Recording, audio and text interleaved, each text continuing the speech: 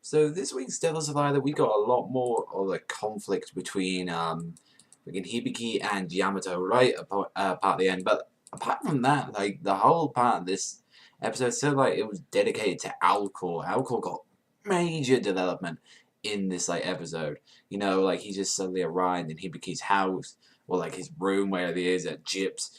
And, you know, he was just like having a chat with him and talking to him and saying, you know, he used to be, you know, someone who was like close to Yamato. He was like saying, yo, I was a friend, and he told him like lots of things, saying, you know, we drink tea and coffee and all that, and that's how we get along and talk things out. And it seems like Alcor really wants to help, but you know, since being a Sef-10 Torian, he really can't. He really cannot help, and I still want to know what he means by like sparkling ones, or but what happens is like Hibiki decides to keep him around, just say, yo, don't let anyone find you, but I'm gonna keep you around because you know you're interesting and understanding from where you come from, you know, that might cause problems. And Daichi need to find him immediately, and well, shit goes out the fan. So yeah, but apart from that, in the fifth day, we had Hinako and Airi, and what I've understand from these two is that these two are supposed to be like very conflicting with one another because you know one's a singer, one's a dancer, and they don't like each other.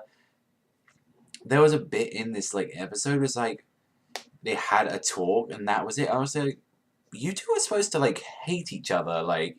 So you know, this is one thing I've had a major problem with the series so far is that it is skipping content far and wide. I wanted to know, you know, why these two don't like each other. We hadn't even had these two meet one another.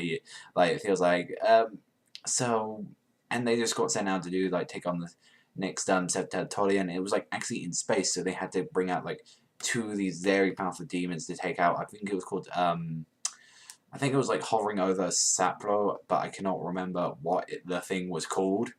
But I think it was like Ailoth or something. It was probably like Aeloth or something like that. But they had to strike to the core, and they basically got these two demons out. Then someone another one, he threw a javelin at it, and that was right about it. And it was like, okay, that was a quick fight. Like it went down literally like a sack of shit. But what happens is the shell was falling down, and it crushed the entire city.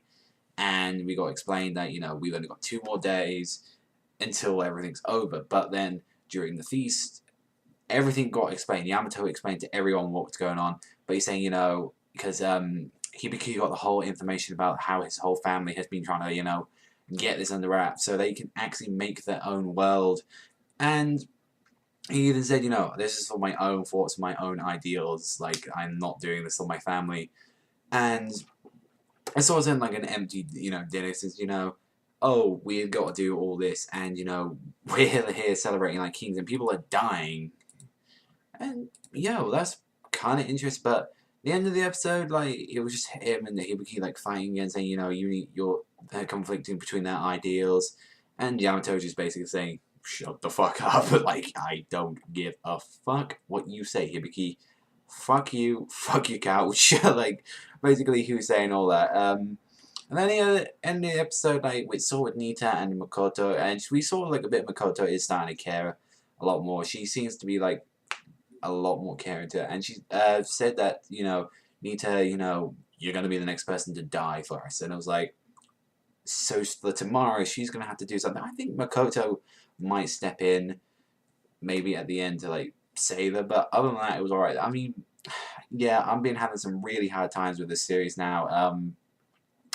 Not enjoying it as much as I used to, like, from, the first 3 or 4 episodes. I was really hooked into this series. Now I'm just losing it. Like from what it was starting to be an 8 out of 10 could go down to, you know, maybe 6. Like the 6.5 at the moment is what it's going. I still get that enjoyment out of the series, but it's like just really went downhill. Like, and I know a lot of people said that as well, that it's gone downhill. But let me know in the comment section below what you think about like Devil Survivor gone down like as a series. Do you think it was just a bad adaptation?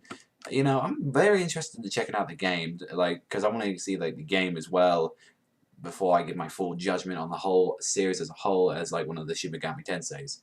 But that's all from me, everyone. So thank you very much for watching, and remember, Savagezweipanda, and I'll see you next time.